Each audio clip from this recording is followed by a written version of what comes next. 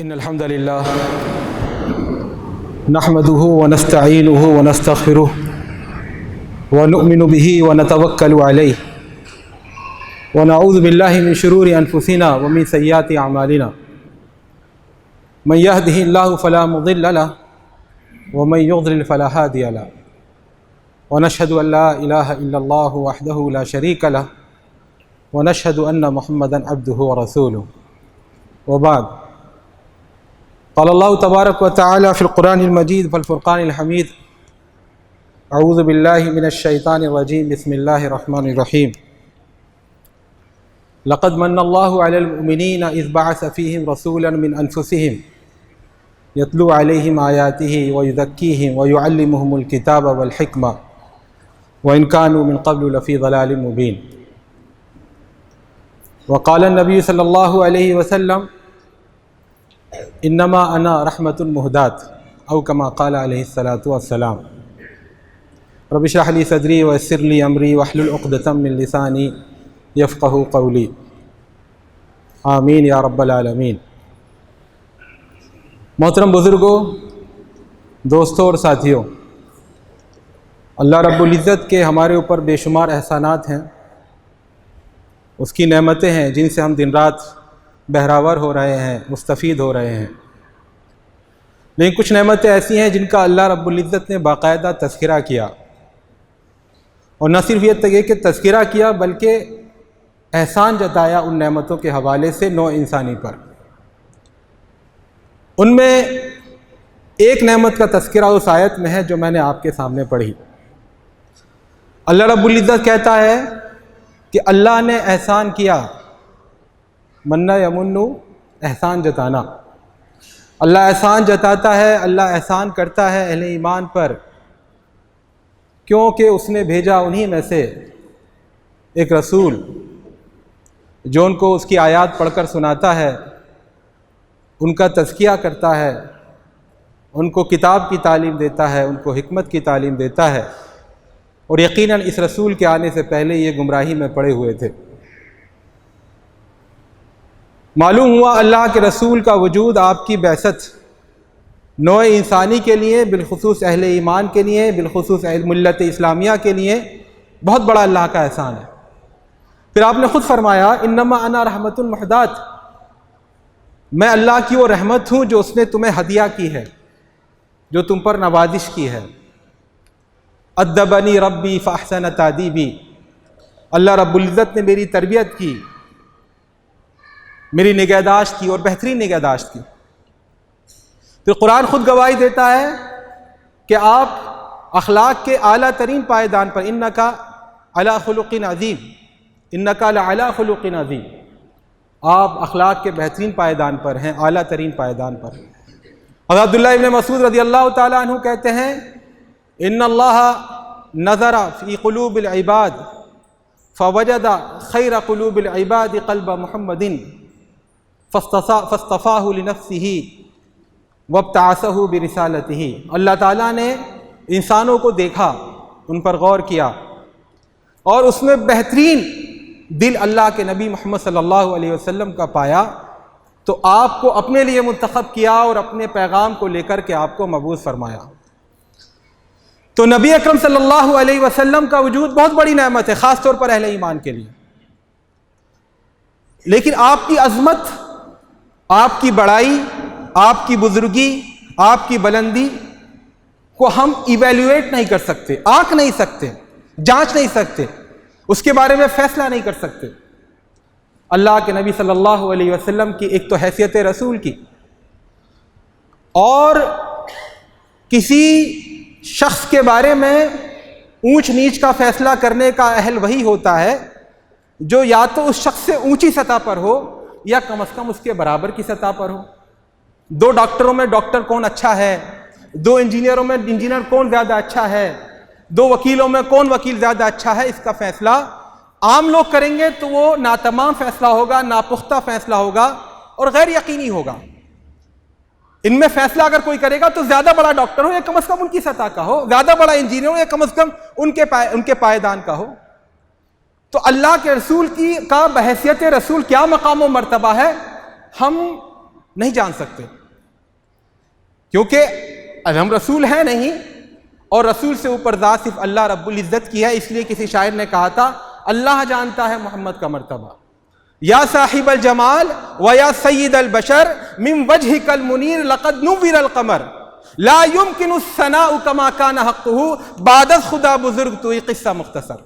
اے صاحب جمال، اے سید بشر، تیرے روشن چہرے سے چاند نے روشنی پائی، تیری تعریف کما حقہ ممکن نہیں ہے، ہم تو بس اتنا کہہ کر بری ذمہ ہوتے ہیں کہ خدا کے بعد تو ہی بزرگ ہے۔ تو رسول کی حیثیت سے ہم بس اعتراف کر سکتے ہیں بڑائی کا، لیکن ہم طے نہیں کر سکتے کیا مقام اور مرتبہ ہے۔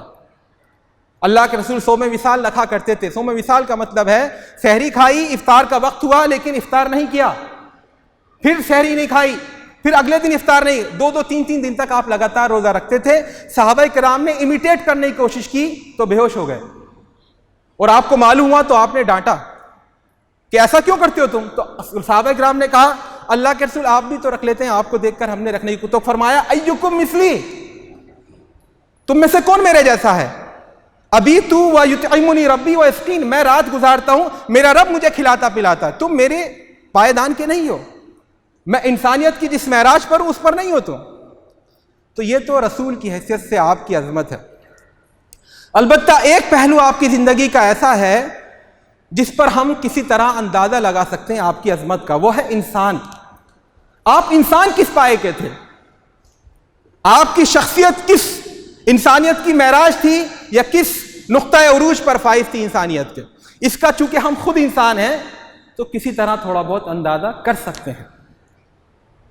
اللہ کے نبی صلی اللہ علیہ وسلم کی سیرت اور حیات کا جب ہم جائزہ لیتے ہیں تو بحیثیت انسان، رسول کی بات نہیں کر رہا، معجزات کی بات نہیں کر رہا، قرآن مبین کی بات نہیں کر رہا، آپ صلی اللہ علیہ وسلم کے بارے میں جو پیشین گوئیاں آئی ہیں ان کی بات نہیں کر رہا، آپ نے جو مستقبل کے فتنوں کی خبر دی ہے اور وہ پیش گوئیاں حرف بحرف سچ ثابت ہو رہی ہیں ان کی بات نہیں کر رہا۔ بات ہم کر رہے ہیں محمد انسان کی، محمد بشر کی۔ تو آپ صلی اللہ علیہ وسلم کی جو پہلی آؤٹ سٹینڈنگ فیچر، جو ایک نمایاں خاصیت ہمیں دکھائی دیتی ہے، وہ ہے آپ کی بے داغ زندگی۔ کوئی فلاں نہیں، کوئی بلیمش نہیں، کوئی شارٹ کمنگ نہیں، کوئی نقص نہیں، کوئی خامی نہیں، کوئی فی نکالنے کی جگہ نہیں، کوئی انگلی رکھنے کی جگہ نہیں۔ اللہ کے نبی صلی اللہ علیہ وسلم، آپ غور کریں، ایک انسان کھڑے ہو کر کہتا ہے میں رسول ہوں، مجھ پر وحی نازل ہوتی ہے اور میرے دعوے کے سچا ہونے کا ثبوت ہے میری زندگی، میری زندگی میں کوئی کمی ہو تو بتاؤ، اور خلقت خاموش رہ جاتی ہے۔ کوئی بچپن کا یار نہیں کہتا تم کنچا گولی میرے ساتھ کھیل رہے تھے، تم نے بے ایمانی کی تھی۔ کوئی لڑکپن کا دوست نہیں کہتا تم کرکٹ میرے ساتھ کھیل رہے تھے، تم نے بے ایمانی کی تھی۔ کوئی نوجوان دوست نہیں کہتا تم جوانی کی دہلیز پر تم نے قدم رکھا تھا تو تم نے سے فلاں نازیبا اور ناروا حرکت سرزد ہو گئی تھی۔ بہت بڑی بات ہے۔ قل لو شاء اللہ ما تلوته علیکم ولا ادراکم به فقد لبثت فیکم عمرا من قبل افلا تعقلون۔ اگر اللہ چاہتا تو میں قرآن پڑھ کر نہ سناتا، تمہارے علم میں یہ بات نہ آتی دعوت کی، اور میری زندگی تمہارے سامنے ہے، 40 سال 45 سال میں تمہارے درمیان رہ چکا ہوں، کیا تمہیں میری زندگی دکھائی نہیں دیتی؟ تمہارے اندر عقل نہیں ہے؟ میری زندگی دیکھو۔ آج بھی کوئی بڑے سے بڑا نیتا، بڑے سے بڑا مصلح یہ نہیں کہہ سکتا کہ میری دعوت اس لیے مانو کیونکہ میری زندگی بے عیب ہے۔ ہر ایک کی زندگی میں کوئی نہ کوئی خامی، کوئی نہ کوئی کسر رہ جاتی ہے، کوئی نہ کوئی چڑھ کر گواہی دے دیتا ہے کہ فلاں موقع پر اس نے جھوٹ بولا تھا، فلاں موقع پر اس کی زندگی نامناسب رہی تھی۔ لیکن اللہ کے رسول کی زندگی بے داغ، بالکل صاف، کوئی اس میں دھبا نہیں، کوئی اس میں خامی نہیں۔ قل انما اعیذکم بواحدۃ، اے لوگو میں تمہیں نصیحت کرتا ہوں ایک بات کی، ان تقوموا للہ مثنی وفرادا، تم الگ الگ جا کر بیٹھو، دو دو اور ایک ایک، ثم تتفکروا، اور غور کرو، ما بصاحبکم من جنہ، تمہارے ساتھی میں، تمہارے رسول میں، تمہارے پیغمبر میں کوئی فلاں نہیں ہے، کوئی جنون نہیں ہے، کوئی عارضہ نہیں ہے، کوئی بیماری نہیں ہے، بے داغ اس کی زندگی ہے، بے داغ اس کا کیریکٹر ہے۔ اس پر غور کرو۔ انما ہوا نذیر لکم بین یدی عذاب شدید، وہ تو تمہارے لیے ایک ڈرانے والا ہے سامنے آنے والے عذاب سے۔ تو اللہ کے رسول کی پہلی جو خاصیت نظر آتی ہے بے داغ زندگی، بہت معمولی بات نہیں ہے۔ ہم میں سے کوئی کھڑا ہو کر نہیں کہہ سکتا میری زندگی بے داغ ہے، دنیا کا کوئی ریفارمر، کوئی مصلح نہیں کہہ سکتا میری زندگی بے داغ ہے۔ لیکن اللہ کے رسول نے باقاعدہ یہ دعوے کے دلیل کے طور پر پیش کی بات. قیصر روم جب صلح حدیبیہ ہوئی تو اللہ کے رسول صلی اللہ علیہ وسلم نے شاہان عالم کو خطوط لکھے, تو قیصر روم اس وقت کی سپر پاور کا جو سربراہ تھا اس کے پاس بھی خط لکھا.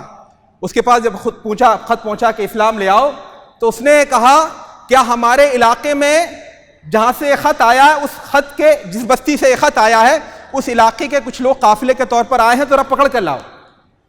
اس وقت حضرت ابو سفیان رضی اللہ تعالیٰ عنہ جو سردار قریش تھے, ایمان نہیں لائے تھے اس وقت تک, اللہ کے رسول سے جنگ کر چکے تھے غزوہ احد, وہ وہاں موجود تھے. قیصر کے دربار میں ان کو بلایا گیا. قیصر نے بہت سارے سوالات پوچھے اللہ کے نبی صلی اللہ علیہ وسلم کے بارے میں. حضرت ابو سفیان کہتے ہیں میرا دل چاہ رہا تھا جھوٹ بول دوں میں, لیکن مجھے ڈر یہ تھا کہ جو میرے ساتھی ہیں قافلے کے وہ کہیں گے ابو سفیان نے جھوٹ بولا, اور وہ کہ ہاں یہ بہت بے عزتی کی بات تھی. البتہ انہوں نے چاہا کہ وہ کہہ رہے تھے میں چاہتا تھا کس طرح جھوٹ بول دوں. تو اس میں جو سوالات قیصر نے پوچھے اس میں کہا, ایک سوال تھا اتتہمونہ بالکذب قبل ان یقول ما قال, کیا تم نے کبھی اس کو جھوٹ بولتے ہوئے پایا ہے اس کی دعوت دینے سے پہلے؟ پایا ہے کبھی جھوٹ بولتے ہوئے؟ حضرت سفیان نے کہا لا, نہیں پایا کبھی. بعد میں قیصر نے کہا ان عارف, میں جانتا ہوں, انہ لم یکن لیذر الکذب علی اللہ علی الناس ویکذب علی اللہ, ایسا ناممکن ہے کہ کوئی انسان انسانوں کے معاملے میں تو جھوٹ نہ بولے اور جہاں اللہ کی بات آئے وہاں جھوٹ بولنا شروع کر دے. وہ جھوٹا رسول نہیں ہے. کفار قریش اللہ کے رسول کی دعوت کے بعد بھی ہمت نہیں کر سکے محمد صلی اللہ علیہ وسلم کو جھوٹا کہنے کی. وَيَقُولُونَ افْتَرَاهُ, کہتے ہیں اس نے قرآن گھڑ لیا ہے جھوٹ موٹ, قرآن کے بارے میں کہتے تھے. ورنہ محمد اپنی ذاتی زندگی میں بہت سچے ہیں, امتی امانتیں رکھوایا کرتے تھے, فیصلے کروایا کرتے تھے محمد صلی اللہ علیہ وسلم سے. اللہ تعالیٰ نے کہا قَدْ نَعْلَمُ إِنَّهُ لَيَحْزُنُكَ الَّذِي يَقُولُونَ, ہم جانتے ہیں جو باتیں آپ کو کرتے ہیں, آپ سے کرتے ہیں, آپ کو غم پہنچاتی ہیں. فَإِنَّهُمْ لَا يُكَذِّبُونَكَ, اے محمد یہ تمہیں جھوٹا نہیں کہتے, وَلَٰكِنَّ الظَّالِمِينَ بِآيَاتِ اللَّهِ يَجْحَدُونَ, بلکہ یہ ظالم اللہ کی آیات کو جھوٹا کہتے ہیں, ان کا انکار کرتے ہیں. یعنی دعویٰ نبوت کے بعد بھی کسی جانی دشمن کو یہ ہمت نہیں ہوئی محمد صلی اللہ علیہ وسلم کے بارے میں کہہ سکے وہ جھوٹا. نبی اکرم صلی اللہ علیہ وسلم, یہ تھا آپ کا کیریکٹر, بے داغ کیریکٹر. انسانی سطح پر ہم اس کا تھوڑا اندازہ کر سکتے ہیں وہ کیسی شخصیت رہی ہوگی, وہ کیا پرسنالٹی تھی جس میں کوئی داغ نہیں تھا, جس میں کوئی عیب نہیں تھا, جس پر دشمن بھی انگلی نہ رکھ سکتے تھے. اللہ کے رسول صلی اللہ علیہ وسلم کی دوسری نمایاں خاصیت جو انسان کے طور پر ہم محسوس کرتے ہیں عام طور پہ ہوتا یہ ہے کہ دور کے ڈھول سہانے.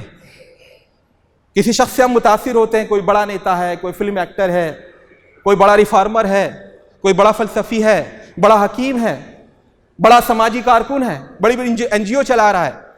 ہم دور سے اس کی بڑی تعریف سنتے ہیں اور بڑے اس سے متاثر ہوتے ہیں, لیکن جب اس کے ہم قریب جاتے ہیں, اس کی زندگی میں جھانک کر دیکھتے ہیں, اس کی رات کی خلوتوں کو دیکھتے ہیں, دن کی جلوتوں کا مشاہدہ کرتے ہیں, تو ہمارا بھرم ٹوٹ جاتا ہے.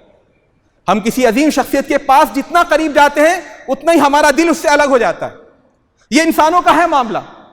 آدمی جس کو چاہتا ہے, جس کو آدرش بناتا ہے, اس کو چاہتا ہے اس میں کوئی خامی نہ ہو, اور جب وہ قریب جاتا ہے تو اس کے اندر کوئی نہ کوئی خامی پکڑ میں آ جاتی ہے. تو ہوتا یہ ہے عام انسانوں میں, دور ہیں تو بہت بڑے معتقد ہیں, بڑے پرستاری, بڑے عقیدت مند ہیں, لیکن جیسے ہی قریب جاتے ہیں نشہ اتر جاتا ہے, بھرم ٹوٹ جاتا ہے. لیکن یہاں اللہ کے رسول کی مثال انپریسیڈنٹڈ ہے, انپیرللڈ, اس کی کوئی لاسانی مثال. کیا آپ سے جو جتنا زیادہ قریب تھا اتنا ہی زیادہ عقیدت مند تھا, اتنا ہی زیادہ چاہنے والا تھا. بیوی کبھی شوہر کی عظمت کا اعتراف نہیں کرتی, جو شادی شدہ لوگ ہیں وہ جانتے ہیں اس بات کا. لیکن اللہ کے رسول صلی اللہ علیہ وسلم پر ایمان لانے والی سب سے پہلے آپ کی بیوی ہے حضرت خدیجہ ام المومنین رضی اللہ تعالی عنہا. بہت بڑی بات ہے, بہت بڑی بات. بہت ساری باتیں ہیں ماں باپ نہیں جانتے, بھائی بہن نہیں جانتے, رشتہ دار نہیں جانتے, دوست سے نہیں چھپتی. دوست کے ساتھ ہم نے حرکتیں کی ہوتی ہیں, دوست کے ساتھ ہم نے کھیلا ہوتا ہے, دوست کے ساتھ ہم نے وقت برباد کیا ہوتا ہے, وہ جانتا ہے ہمارے اندر کی باتوں کو. حضرت ابو بکر صدیق یار غار, جگری دوست, سب سے پہلے ایمان لانے والے ہیں. اور نبی پر ایمان لانا مذاق نہیں ہے, بلکہ یہ مان لینا کہ اس انسان میں کوئی عیب نہیں ہے, وہ جو کہے گا وہ سچی بات ہے. اور یہ بہت بڑا کمٹمنٹ ہے. حضرت ابو بکر ایمان لاتے ہیں, کہتے ہیں گھر کے نوکر بہت گہری باتیں جانتے ہیں, اندر کی باتیں گھر کے نوکر سے پوچھو. حضرت عائشہ رضی اللہ تعالیٰ عنہ ہماری ماں پر جب منافقین نے تہمت لگائی تھی تو صحابہ کرام نے مشورہ دیا کہ گھر کی نوکرانی سے پوچھیے. اس سے معلوم ہوتا ہے گھر کے نوکروں کو بہت گہرائی معلوم ہوتی ہے. گھر میں نوکر اللہ کے رسول کے ہیں زید بن حارثہ رضی اللہ تعالیٰ عنہ, سب سے پہلے ایمان لانے والوں, سب سے پہلے ایمان لانے والوں میں غلاموں میں حضرت زید بن حارثہ رضی اللہ تعالیٰ عنہ, جو جتنا قریب اتنا ہی زیادہ بڑھ کر ایمان لانے والا. بچے ایک ایک چیز جانتے ہیں ماں باپ کی, کیا ہو رہا ہے, ماں باپ میں کیا جھگڑا ہوا, کہاں جھوٹ بولا, کہاں باہر کسی صاحب نے کہا والد صاحب ہے, والد صاحب نے کہا جا کہہ دو نہیں ہے. بچے سب جانتے ہیں, سب ریڈ کرتے ہیں, سب ان کے مائنڈ میں فیڈ رہتا ہے. لیکن سب سے پہلے بچوں میں ایمان لانے والے کون؟ جو اللہ کے رسول کے گھر میں پل رہے ہیں. حضرت علی رضی اللہ تعالیٰ عنہ, حتیٰ کہ سوتیلے باپ جن کے ہیں آپ صلی اللہ علیہ وسلم, حضرت خدیجہ کے پچھلے شوہروں سے جو بچے تھے وہ آپ پر ایمان لائے. سوتیلے باپ کو کوئی بڑا مانتا ہے؟ کوئی محبت کرتا ہے سوتیلے باپ سے؟ لیکن اللہ کے رسول نے دعویٰ ایمان کیا اور سوتیلے جو بچے, سوتیلے اولاد ایمان لے آئی. کتنی بڑی شخصیت ہے یہ, ایسی نمایاں شخصیت, کوئی مثال نہیں تاریخ میں اس کی, کہ جو جتنا اس کے آپ کے قریب جاتا اتنا ہی متاثر ہوتا. من رآہ فجہتاً ہابہ ومن خالتہ احبہ, جو آپ کو اچانک دیکھتا تھا آپ کا رعب, آپ کا دبدبہ, آپ کا وقار دیکھ کر اس پر ہیبت طاری ہو جاتی تھی, گھبرا جاتا تھا. شاہ ایران کسریٰ نے اپنے ایلچی بھیجے محمد صلی اللہ علیہ وسلم کے پاس, بہت آپتی جنک اور بہت ہی تحقیر آمیز اسلوب میں اس نے خط لکھا تھا. جب یہ ایران کے ایلچی اللہ کے رسول کے پاس پہنچے تو کانپنے لگے, اللہ کے رسول کی ہیبت یہ تھا. لیکن جو جتنا قریب آتا تھا اتنا ہی متاثر ہوتا جائے. عجیب معاملہ تھا. دنیا میں کیا ہے, دور ہو اچھے ہیں, قریب آؤ گے اور بددل ہوتے چلے جاؤ گے. اللہ کے رسول کا معاملہ الٹا, دور ہو تو شاید ہیبت طاری ہوگی, شاید گھبراہٹ طاری ہوگی, جتنا قریب جائیں گے, جتنا نزدیک جائیں گے اتنی محبت بڑھتی چلی جائے گی. ایسی شخصیت تاریخ میں دوسری نہیں. اللہ کے رسول صلی اللہ علیہ وسلم کی تیسری خاصیت بطور انسان جس کو ہم جج کر سکتے ہیں, جس کی عظمت کا اندازہ لگا سکتے ہیں, وہ یہ ہے کہ آپ نے اپنے مشن, اپنی دعوت اور اپنے پیغام کے ذریعے کبھی نہ اپنے لیے, نہ اپنی ذات کے لیے, نہ اپنے بچوں کے لیے, نہ اپنے خاندان والوں کے لیے کبھی کوئی فائدہ نہیں اٹھایا. قل ما اسألکم علیہ من اجر, آپ سے کہلوایا گیا کہہ دو میں تم سے کسی تنخواہ کا طالب نہیں ہوں, کسی اجرت کا طالب نہیں ہوں, الا من شاء یتخذ الی ربہ سبیلا, میری اگر اجرت ہے تو یہ کہ تم سیدھے راستے پر آ جاؤ. نبیوں کی زبان سے کہلوایا گیا لا اسألکم علیہ من اجر ان اجری الا علی رب العالمین, میں اپنے بارے میں تم سے کچھ نہیں مانگتا, مجھے کپڑے لا کر دو, میرا گھر بنا دو, مجھے عہدے دے دو, میری جائیداد, کچھ نہیں چاہیے مجھے, میرا اجر تو اللہ رب العالمین کے اوپر ہے. فتح مکہ کے موقع پر آپ نے فرمایا یا معشر قریش اشتروا انفسکم من اللہ, اپنے آپ کو اللہ کے عذاب سے بچا لو, اپنی جانوں کو خرید لو اللہ سے. لا اغنی عنکم من اللہ شیئا, میں تمہیں اللہ کے مقابلے میں کچھ فائدہ نہیں پہنچا سکوں گا. یا بنی عبد مناف, اپنے خاندان والوں سے کہا اے میرے خاندان کے لوگوں, لا اغنی عنکم من اللہ شیئا, میں اللہ کے مقابلے میں تمہیں کوئی فائدہ نہیں پہنچا سکوں گا. یا عباس ابن عبد المطلب اما رسول اللہ, اے عباس ابن عبد المطلب اللہ کے رسول کے چچا سن لو, میں اللہ کے مقابلے میں تمہیں کوئی فائدہ نہیں پہنچا سکوں گا. یا صفیہ امت رسول اللہ لا اغنی عنکی من اللہ شیئا, اے صفیہ بنت عبد المطلب اپنے آپ کو سنبھال لو, اپنے آپ کو سدھار لو, میں اللہ کے مقابلے میں تمہاری کوئی مدد نہیں کر پاؤں گا. یا فاطمہ بنت محمد سلینی من مالی ما شئتی فلا اغنی عنکی من اللہ شیئا, اے فاطمہ میرے جگر کے ٹکڑے, میری بیٹی, تمہیں اگر کوئی مال چاہیے مجھ سے لے لو, مگر اللہ کے ہاں میں تمہیں کوئی فائدہ نہیں پہنچا سکوں گا. من بطا بہ عملہ لم یسرع بہ نسبہ, جس کا عمل اس کو پیچھے کر دے, وہ اونچے خاندان کا ہے, پدرم سلطان بود ہے, سید ہے, علانا ہے, فلانا ہے, اس کی شریعت میں کوئی حیثیت نہیں, کوئی حیثیت نہیں. آپ صلی اللہ علیہ وسلم اس کی جڑ کاٹی اپنے لیے. آپ جھوٹے نبیوں کی تاریخ پڑھ کے دیکھیے, غلام قادیانی ہو, بہا اللہ بہا ہو, اور آج بھی جو بابا ہیں, جو سادھو ہیں, جو بڑے بڑے بھگوان بنے ہوئے ہیں, ان کی دعوت کا سب سے پہلا فائدہ وہ خود اٹھاتے ہیں. ان کے لباس بدل جاتے ہیں, ان کا مکان بدل جاتا ہے, ان کی گاڑیاں بدل جاتی ہیں, ان کے بچوں کے اسکول بدل جاتے ہیں, ان کے رہنے کا اسٹیٹس بدل جاتا ہے, سب عیش و آرام میں رہتے ہیں. لیکن جو سچا نبی ہوتا ہے اپنی مشن, اپنی دعوت سے کوئی فائدہ نہیں اٹھاتا, بلکہ الٹا معاملہ ہوتا ہے. الٹا معاملہ کیا؟ جہاں قربانی دینے کی ضرورت ہے, جہاں سر کٹانے کی ضرورت ہے, جہاں نقصان اٹھانے کی ضرورت ہے, وہ اپنے گھر والوں کو آگے کرتا ہے. حضرت یہ غزوہ بدر کا موقع ہے, کفار قریش کی طرف سے بہادر سورما 3 لوگ نکلے ہیں, عتبہ ابن ربیعہ, شیبہ ابن ربیعہ, ولید بن عتبہ. یہ قریش کے مانے ہوئے جنگجو لوگ ہیں.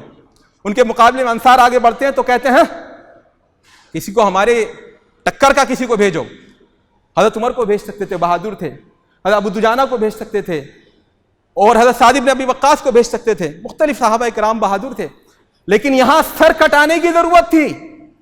یہاں موقع یہ تھا کہ ان کے مقابلے میں کوئی ٹک نہیں سکتا تھا. بہت بڑے بہادر تھے. کہا اے حمزہ اللہ کے رسول کے چچا باہر نکلو، اے علی اللہ کے رسول کے چچا زاد بھائی باہر نکلو، اے عبیدہ ابن حارث ابن عبد المطلب اے چچا زاد بھائی باہر نکلو.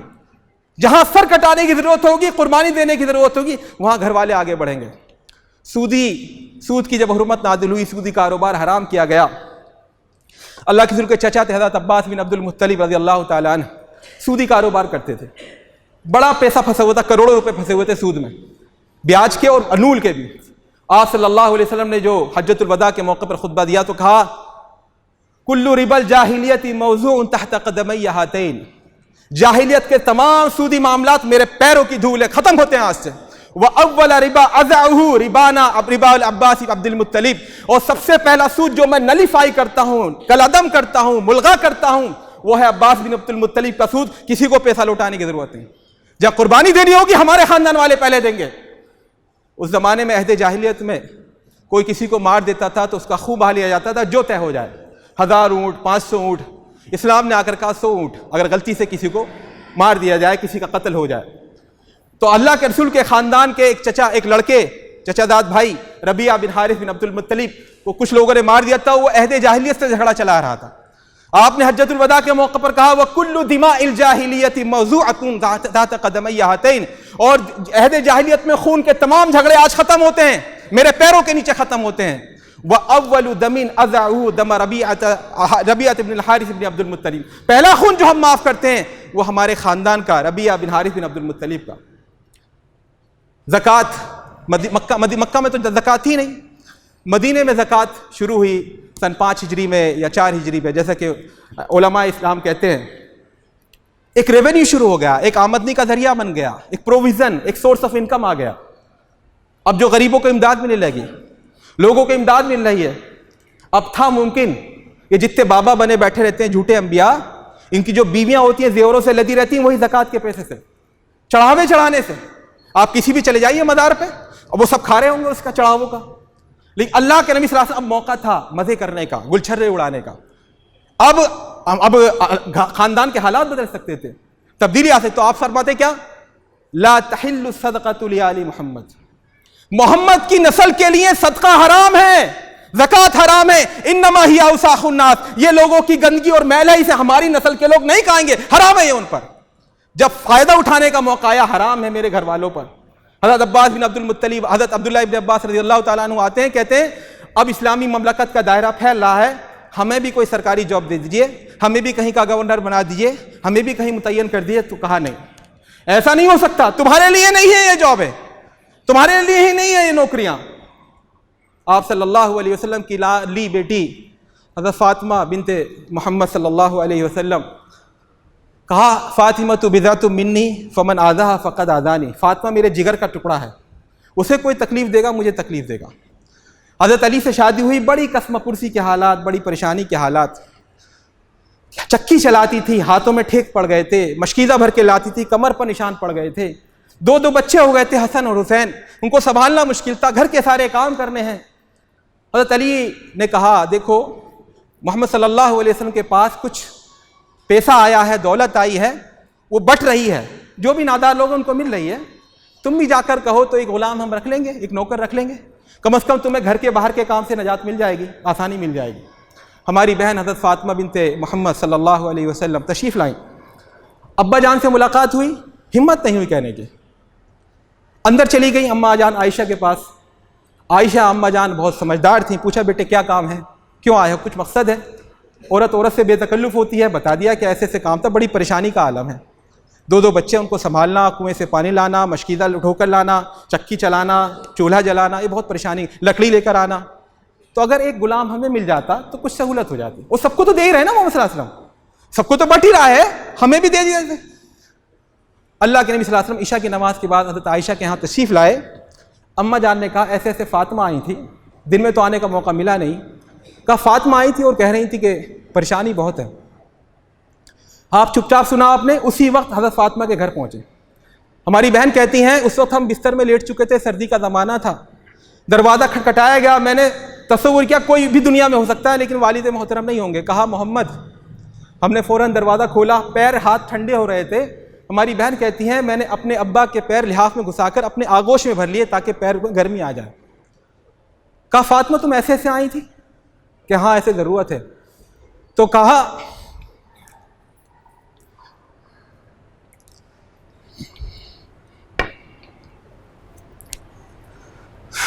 میں صفہ کے ناداروں کو چھوڑ کر تمہیں نہیں دے سکتا، نہیں دے سکتا، ایسا نہیں ہو سکتا کہ مسلمانوں کے غریبوں کو چھوڑ کر تمہارے گھر میں دوں، ضرورت تھی، ویلڈ ریزن تھی بھائی، واقعی ضرورت تھی۔ کہا نہیں تمہارے لیے نہیں ہے، یہ تمہارے لیے نہیں ہے، محمد کے گھر والوں کے لیے عیش و عشرت نہیں ہے۔ کہا هل ادلکم علی خیر مما سألتما، کیا تمہیں اس سے بہتر بات بتاؤں جو تم مانگ رہے ہو، اس سے بہتر بات بتاؤں کیا؟ اذا آویتما الی مضاجعکما، جب تم اپنے بستر میں پہنچو، فسبحا 33 مرۃ، تو 33 بار سبحان اللہ کہو، واحمدا 33 مرۃ، 33 بار الحمدللہ کہو، وکبرا 34 مرۃ، اور 34 بار اللہ اکبر کہو۔ یہ تمہارے لیے دنیا و ما فیہا سے بہتر ہے، نہیں چاہیے۔ یہ تسبیح فاطمہ اس لیے کہتے ہیں ہم نمازوں کے بعد جو پڑھتے ہیں، رات کو جو پڑھنے کی تلقین ہے، اسی حدیث کی بنیاد پر، نہیں کیا محمد کے گھرنے والوں کے لیے کوئی عیش و عشرت نہیں ہے۔ یہ معیار ایسا معیار ہے کوئی نہیں پورا اترتا اس پر۔ آپ دنیا کے نیتاؤں کو دیکھ لیجئے، ہاسپٹل کھلوائیں گے کہ ہاں غریبوں کی مدد کریں گے، لیکن اس میں اپنے گھر والے بھرے ہوں گے، وہاں کی مجلس شورا میں، وہاں کی کانسٹیٹیوسی میں، وہاں کے عہدیداروں میں سب اپنے گھر والے بھرے ہوں گے، اپنے بھائی بھتیجے بھرے ہوں گے، کہنا ہوگا این جی او چلا رہے ہیں، کوئی ادارہ کھولیں گے اس میں دیکھ لیجئے آپ۔ یہ ایسا معیار ہے کہ محمد صلی اللہ علیہ وسلم کی مثال اگر سامنے نہ ہوتی کسی کو یقین نہیں آتا۔ محمد صلی اللہ علیہ وسلم کے گھر والوں کے لیے کچھ نہیں ہے۔ آپ کیا تھا آپ کے پاس؟ کچھ نہیں، کوئی مال و دولت نہیں۔ اللہ کے رسول ایک بار چٹائی پر لیٹے تھے، حضرت عمر تشریف لائے تو چٹائی پر لیٹنے کی وجہ سے کمر پر نشان پڑ گئے تھے۔ حضرت عمر دیکھ کر رو پڑے، آواز سن کر اللہ کے رسول جاگے، کیوں روتے ہو عمر؟ کہا قیصر و کسریٰ مزہ کر رہے ہیں، وہ کافر ہیں، مشرک ہیں، اللہ کے نافرمان، اور آپ کا یہ حال ہے، تو ناراض ہو گئے۔ کہا یہ دنیا میں ہمارے لیے نعمتیں نہیں ہیں، ہمارے لیے آخرت کی نعمت ہے۔ کچھ نہیں تھا مال و دولت، اس کے باوجود یہ تھا کہ مرنے کے بعد پراپرٹی بٹے گی، جائیداد ملے گی، تو مرنے سے پہلے فرما دیا انا معاشر الانبیاء، ہم جو انبیاء اور رسول ہوتے ہیں، لا نورث دینارا ولا درہمن، ہم اپنے پیچھے کوئی دینار و درہم چھوڑ کے نہیں جاتے، انما نورث العلم، ہماری میراث علم ہے، ما ترکناہ صدقہ، ہم نے جو کچھ بھی پیچھے چھوڑا سب صدقہ ہے، کسی کو کچھ نہیں ملے گا۔ یہ وہ معیار انسانیت کا، یہ تھے ہمارے رسول حضرت محمد صلی اللہ علیہ وسلم۔ میں نے شروع میں کہا بحیثیت رسول ہم نہیں جانچ سکتے آپ کو، یہ بحیثیت انسان ہم جانچ سکتے ہیں۔ تو میرے بھائی اور دوستو، خوشیاں منانے کا موقع ہے، مسرت کا موقع ہے کہ ہم اس رسول کی امت میں سے ہیں جو اعلیٰ درجے کا انسان تھا۔ اور اب ماہ ربیع الاول ہمارے سروں پر سایہ فگن ہونے والا ہے، اگلا ماہ ربیع الاول ہے، جس میں اللہ کے نبی صلی اللہ علیہ وسلم کی ولادت بھی ہوئی، اور اسی ماہ میں آپ صلی اللہ علیہ وسلم اس دار فانی سے رخصت بھی ہوئے۔ آج ضرورت ہے کہ اگر ہمیں اللہ کے رسول سے محبت ہے، اپنائیت ہے، لگاوٹ ہے، آپ پر ہم ایمان رکھتے ہیں، آپ سے عقیدت اور وفاداری کا دم بھرتے ہیں، تو ہمیں اللہ کے رسول کی سیرت پڑھنی چاہیے، ہمیں معلوم ہونا چاہیے ہمارے رسول کس اعلیٰ سطح کے انسان تھے اور ان کے کیا کیا احسانات ہمارے اوپر ہیں۔